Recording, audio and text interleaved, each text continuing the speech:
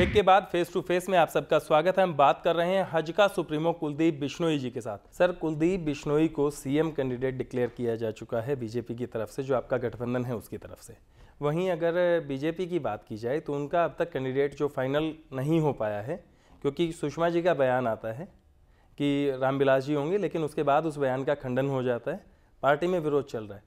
दूसरी बात, राव इंद्रजीत सिंह अब बीजेपी ज्वाइन कर चुके हैं, कितना असर पड़ने वाला है? नहीं, देखिए, हमारा जहाँ तक हजका का सवाल है, वहाँ से तो जनता के आशीर्वाद से मुझे कहा गया कि अभी लीड मैं अलायंस को मैं हेड करूँगा, और बीजेपी का मुख्यमंत्री कौन होगा इसके बारे में मेरा कमेंट करने का कोई महत्व नहीं है, कोई वैल्यू नहीं है, क्योंकि सिंह के पार्टी के अंदर आने के बाद इंसाफ मंच और आपके साथ जुड़ चुका है, हरियाणा इंसाफ कांग्रेस का बीजेपी में विलय हो चुका है। ओवरऑल हरियाणा की पॉलिटिक्स पर किस तरह से असर पड़ा है इस चीज? देखिए, आपके दो सवाल थे। पहले का जवाब मैंने दिया कि बीजेपी का सीएम कौन होगा ये बीजेपी डिसाइड करेगी। मुझसे राय मांगेगी तो सब विधायकों से पूछ के बनाएंगे। और जहाँ तक राव इंद्रजीत जी का हमारे गठबंधन में आने का सवाल है, निस्संदेह हमारे को अहिरवाड़ इलाके के अंदर उनके आने से बहुत मजबूती मिली है। तो सर, कितना असर पड़ने वाला है ओवरऑल मुख्यमंत्री भूपेंद्र सिंह हुड्डा पर आने वाले चुनाव में? आपको क्या लगता है कि कितनी सीटें आपकी पार्टी जीत पाएगी? कांग्रेस पार्टी में आज की तारीख में कोई टिकट लेने वाला नहीं है लोकसभा की। सभी लोग दाएं बाएं का दरवाज़ा ढूंढ रहे हैं, किसी तरीके से हम लोकसभा के चुनाव से बच जाएं। तो क्योंकि इस पार्टी जैसे सिंकिंग शिप, कांग्रेस पार्टी को ना जनता वोट देना चाहती है, ना कोई आदमी कांग्रेस पार्टी को पसंद करता है, और ना ही कोई नेताओं से चुनाव लड़ना चाहता है। ऐसी सूरत में मैं समझता हूँ क्लीन स्वीप करेंगे हरियाणा के अंदर हर हालत में। हरियाणा में क्लीन स्वीप का आपका दावा है। साथ ही कुलदीप जी, आपके ऊपर जो इल्ज़ाम जो लगते रहते हैं, अगर लोगों के साथ बात की जाए तो कहा जाता है कि आप जो है एक वाइट कॉलर पॉलिटिशियन हैं, और सीएम के सुपुत्र होने की वजह से लोगों की डायरेक्ट रीच में नहीं है आप।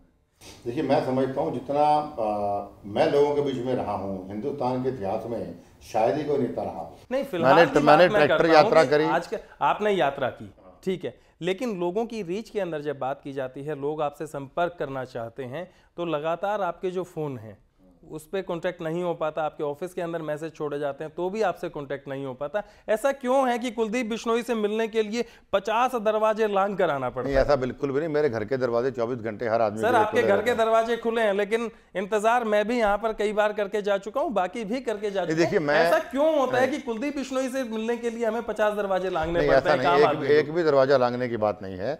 मेरे घर के दरवाजे सबके लिए खुले हैं, और मैं अकेला आदमी हूँ पार्टी के अंदर जिसको ये मीडिया इंटरेक्शन भी करना है, जिसको पब्लिक मीटिंग्स भी करनी है, जिसको प्रेस कॉन्फ्रेंसेस भी करनी है, जिसको लोगों के बीच में भी रहना है।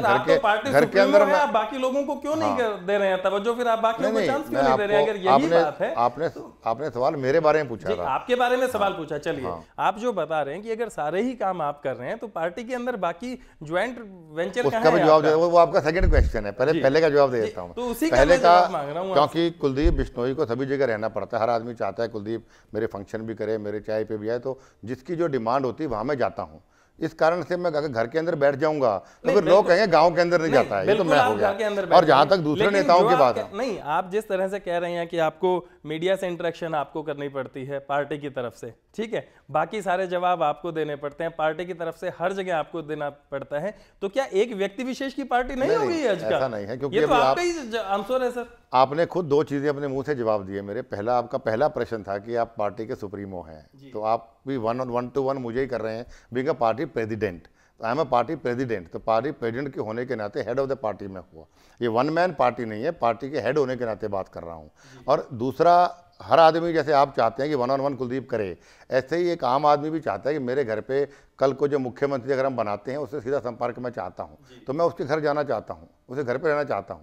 तो कुलदीप बिश्नोई वहाँ रहता है, और उस कारण में अगर जनता को यहाँ मेरे पीछे से आगे जाती है तो वो दुर्भाग्य है कि मैं उनको नहीं मिल पा रहा हूँ। लेकिन मेरे घर के दरवाजे खुले, मैं नहीं होता, मेरे और नेता उनको मिलते हैं। कुलदीप जी, आपके ऊपर एक आरोप और लगता है। वो कहते हैं कि हिसार के अंदर आपने अब तक कोई बड़ा काम नहीं करवाया है सांसद रहते हुए, कि कहाँ तक सच्चाई है इसमें? देखिए जी, पहली बात तो जो लोग आरोप लगाते हैं उनको ये पता होना चाहिए कि मैं विपक्ष का सांसद हूँ, पक्ष का नहीं हूँ। विपक्ष में रहते हुए जो मेरी जिम्मेवारी निभाई वो मैंने कहीं उससे बढ़ के निभाई है। मुझसे पहले भी सांसद रहे। तो सर, चाहे मैंने सीसीटीवी पिछले 5 साल के अंदर आपने क्या दिया है? हाँ, देखो, मैं एमपी 2 साल से रहा हूँ, 2.25 साल से, और 2.25 साल के अंदर हिंदुस्तान के इतिहास का पहला सांसद हूँ जिसने 60 लाख से ऊपर रुपए के सीसीटीवी कैमरे मैंने अपने खर्चे पर पूरे हिसार पार्लियामेंट में लगवाए। क्योंकि रेप, किडनैपिंग और फिरौतियों की क्राइम रोहतक के बाद नंबर 2 पे हिसार में था। और मेरे कैमरा लगने के बाद सकारात्मक नतीजे उसके आए।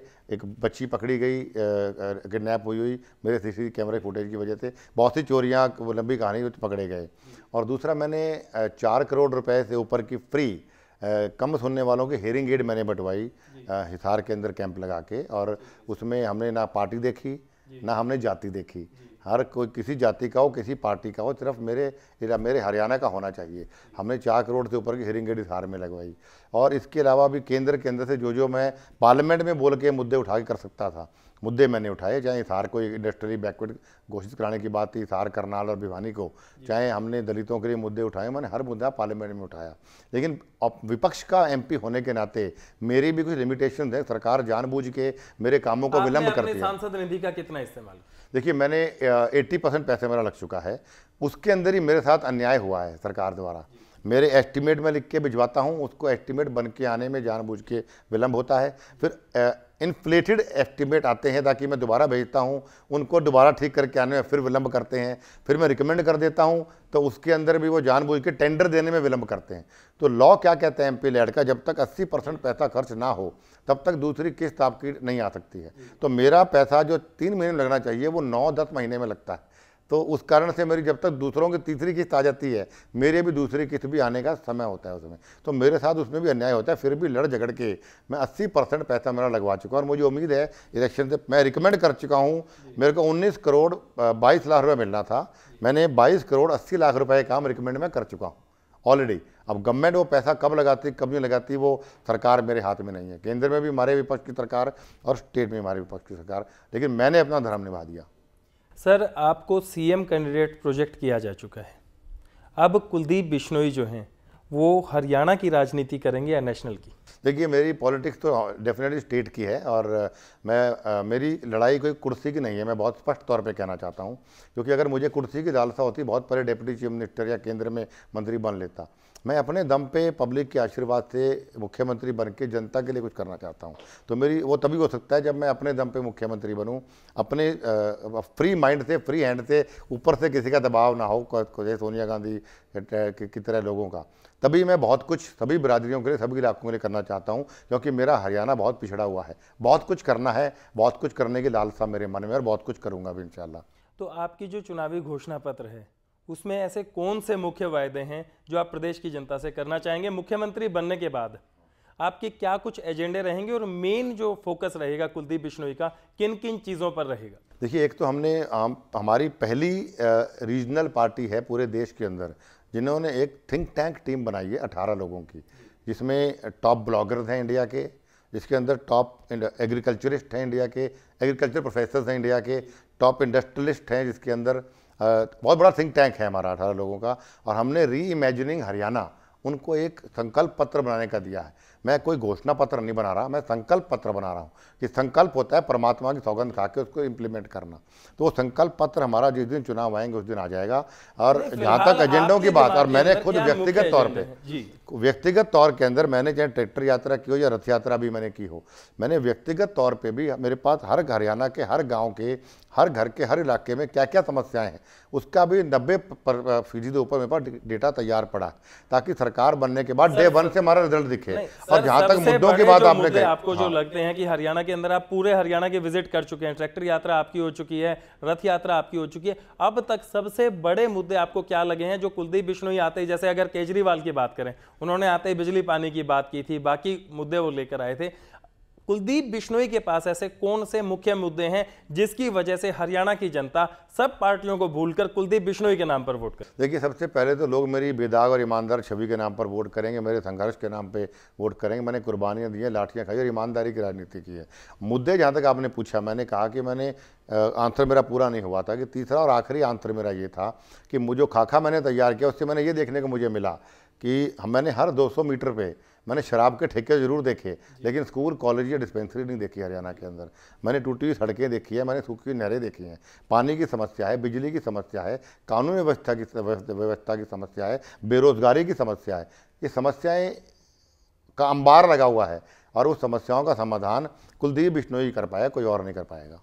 सर, आम आदमी पार्टी हरियाणा में दस्तक दे चुकी है, आम आदमी पार्टी का कितना इम्पैक्ट रहेगा, क्योंकि आपकी पार्टी को भी शहरी पार्टी माना जाता है, आम आदमी पार्टी के साथ भी ज़्यादातर युवा जुड़े हुए हैं, दिल्ली के अंदर वो अपना कमाल दिखा चुके हैं। अब हरियाणा की बारी है वो कहते हैं, और हरियाणा के अंदर जोर शोर से उनका प्रचार अभियान भी शुरू हो चुका है। हाँ। कितना असर मानते हैं आम आदमी पार्टी का? देखिए, पहली बात तो मेरी पार्टी शहरी पार्टी नहीं है, मेरी पार्टी पूरे अर्बन रूरल दोनों का मिक्सचर है। और इसका रिजल्ट भी अगर मेरे पिछले चुनाव आप रिजल्ट देखें तो 6 विधायक 6 अलग इलाकों से 6 अलग जातियों से रूरल अर्बन से बने हैं। मुझे 9.5% वोट पड़ा, वो भी अर्बन रूरल का मिक्स करके पड़ा है। और जहाँ से मैं MP बना, भिवानी से, हिसार से, दोनों रूरल एक्स्ट्रा रूरल एरिया है, रूरल भी नहीं है, बहुत बैकवर्ड एरियाज़ हैं। और जहाँ तक आम आदमी पार्टी की बात आपने कही, आम आदमी पार्टी दिल्ली के अंदर रिजल्ट नहीं दे पाई, क्योंकि जो उन्होंने वादे किए थे, केजरीवाल साहब को पहले उन वादों को पूरा करना चाहिए था। जैसे फॉर एग्जांपल जन लोकपाल बिल के नाम से उन्होंने इस्तीफ़ा दे दिया, जबकि दिल्ली के अंदर लोकपाल बिल ऑलरेडी है। उनको अगर जन लोकपाल बिल में लाना था कोई मुद्दे, उसके अंदर अगर वो संशोधन करते तो उनको किसी की मंजूरी की ज़रूरत नहीं थी, लेकिन एक बचने का जरिया ढूंढा। मैं उसमें बिलीव नहीं करता, ना मैं मर्दलिंगी बिलीव करता हूं। मैं सिर्फ ये कह सकता हूं, प्रजातंत्र में चाहे आम आदमी पार्टी है, चाहे चौटाला पार्टी है, चाहे कांग्रेस पार्टी, चुनाव लड़ने का अधिकार सबको है, लेकिन फैसला अंत में जनता जनार्दन करेगी कि किसने लंबा संघर्ष किया, ईमानदारी का असर पड़ने वाला है हरियाणा की राजनीति में। क्या आपको पर्सनली क्या लगता है कि कितना असर दिखा पाएगी? मुझे लगता है कि आम आदमी पार्टी या चौटाला पार्टी दोनों मिलकर, कांग्रेस भी कोई सीट ले पाएगी। हम क्लीन स्वीप करेंगे हरियाणा के अंदर। तो यानी 8-0 का आंकड़ा रहेगा, और विधानस्भा के अंदर हमारा 10-0 का आंकड़ा रहना चाहिए, और रहना चाहिए। और विधानसभा के अंदर भी हम पूर्ण बहुमत से, मतलब स्वीपिंग रिकॉर्ड विक्ट्री हासिल करके हम सरकार बनाएंगे जनता के सहयोग से। सर, कुलदीप बिश्नोई के आगे के प्लान्स क्या हैं? मेरे लोगों के बीच में रहना और उनकी आशाओं के ऊपर खरा उतरना, और हर 90 के 90 कॉन्स्टिट्यूंसीज के अंदर मैं बड़े बड़े जलसे अभी मैं करूंगा, मैं और पंडित रामविलास शर्मा जी मिलकर। और उसकी रूपरेखा भी अभी हम बहुत जल्दी बना रहे कोऑर्डिनेशन कमेटी की मीटिंग में, कि अभी जैसे रथ यात्रा हमारी हो गई, 2832 गाँव मैंने पूरे किए। हमने हिंदुस्तान के इतिहास की सबसे बड़ी रैली भी हमने हिसार में करी। अब 90 के 90 हलकों के अंदर हम बड़े बड़े कार्यक्रम करेंगे, ताकि पार्टी गठबंधन मजबूत हो और हमें हमारे कैंडिडेट्स का पता लगे कौन सा कैंडिडेट कहाँ बेहतर है। तो ये तो थे हजका सुप्रीमो, जिन्होंने हर मुद्दे पर बेबाकी से अपनी फेस टू फेस राय रखी है। अगले हफ्ते फिर हाजिर होंगे किसी और हस्ती के साथ। देखते रहिए हरियाणा न्यूज़। हकीकत का अध्ययन को दीजिए इजाजत। नमस्कार।